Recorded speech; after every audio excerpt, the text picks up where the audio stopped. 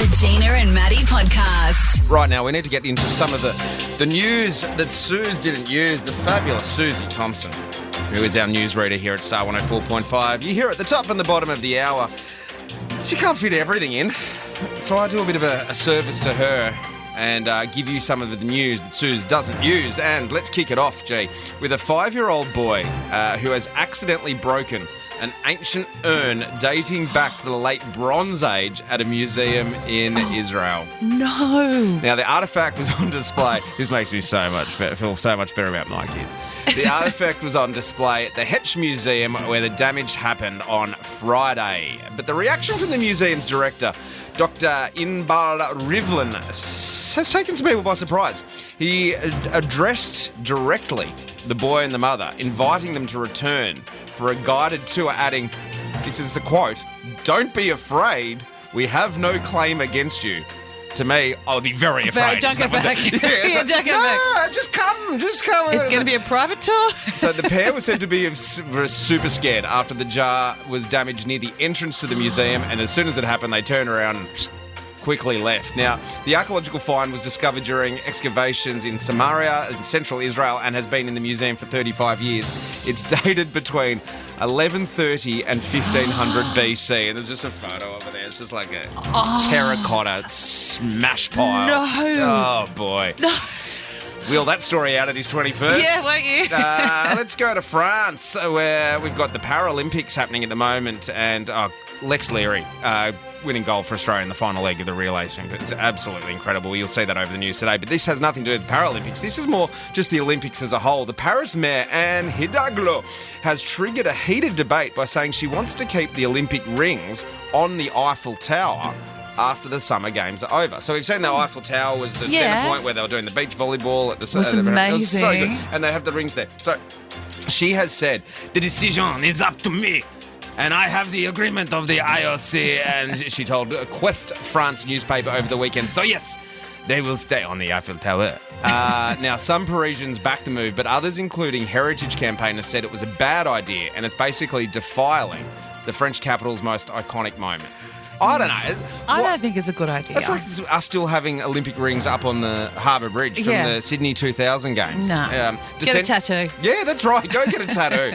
The descendants of Gustave Eiffel have opposed the plans as well, saying that it is it's defiling his name, and also it's not intended as an advertising platform, which is fair enough too. And it's also leaving your Christmas lights up until February. Like, okay, you've had it, take it down. It's a bit redneck. It's LA now. It's LA now. And all right, fellas, this could make you feel very uncomfortable. Doctors in Lebanon say they have treated a 38-year-old man who got an unusual bacterial infection in his peen after eating rice and having vigorous intercourse with his wife. I like the fact that it was vigorous. Good on him. High five. Well done, Tiger. The incident is the first case in literature describing such an entity. So now, a few hours after being intimate, well done, mate, the unidentified man suffered severe diarrhea and vomiting, then experienced penile swelling and redness for about a week before seeking medical help. I tell you what, if there was swelling and redness, I would not be waiting a week to go to the doctors. No. So what they're saying is there's 63,400 cases of Bacillus cereus illness are reported in the US each year, according to the Food and Drug Administration. Now, the condition is known as fried rice syndrome. So this is where you get food poisoning from sushi most of the time. People say it's the fish, but it's the rice that's making you sick. So symptoms emerge within 6 to 15 hours, most people recovering in a day. This, however, is extraordinary.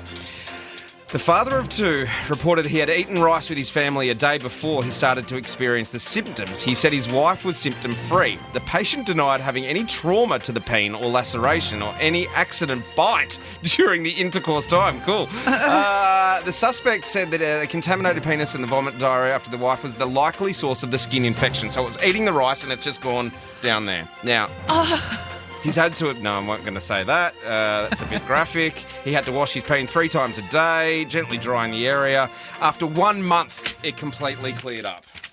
Yeah, I'd stop the music too. Well, it was lucky it was a good one. You had to wait a month for another one. If we've learned anything, fellas, don't put your weighing in rice. Gina and Matty. What's Gina's corner?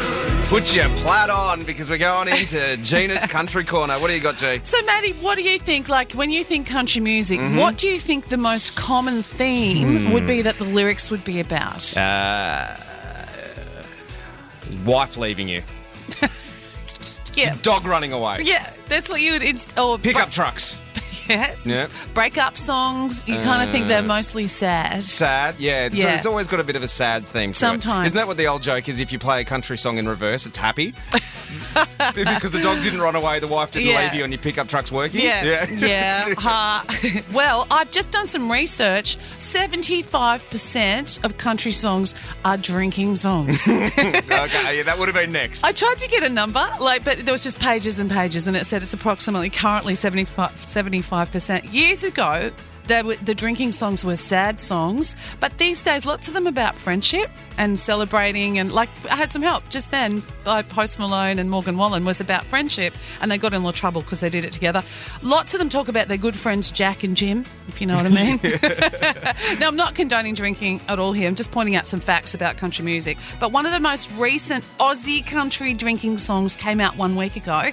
I've spoken about this brand new country star in Australia before, 19-year-old Bella McKenzie, because I was watching The Voice last night and thinking, gosh, this must stir up some, I don't know what kind of emotions for her, but she got in the top 5 of The Voice last year, so she's doing really well. New song out this week. She's already had 75,000 streams in a couple of days, racking up more than 10,000 streams a day. Produced right here on the coast by my son Jackie McCormack. He also wrote it with her, and it's super cool. It's about drinking. It's called Wasted with All the times you made me cry in this bar, and whenever you take it too far. But if you hit the bottom of your glass and you see me and you think of the past and we fall back in, we start asking, should we have let it go? Or is it just the alcohol?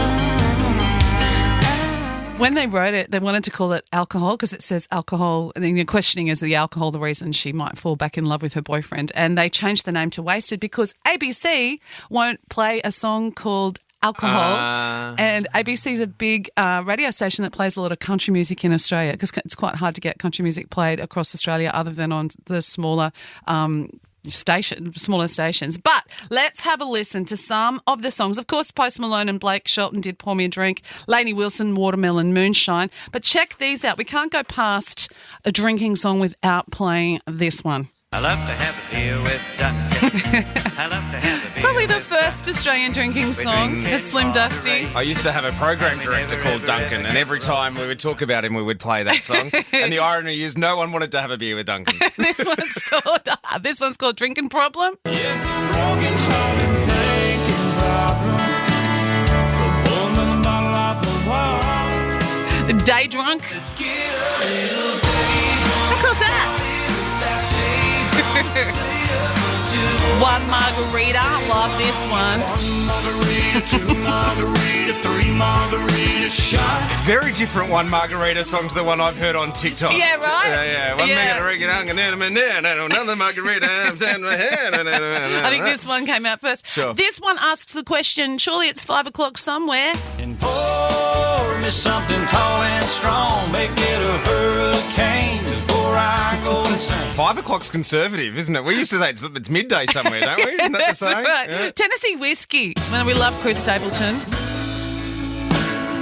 Do you know Chris Stapleton? I think last time I played, you weren't sure of him. Yeah, I haven't actively sought him out to listen to. Yeah, I absolutely love him. Last night. Ah, yeah. We let the liquor talk.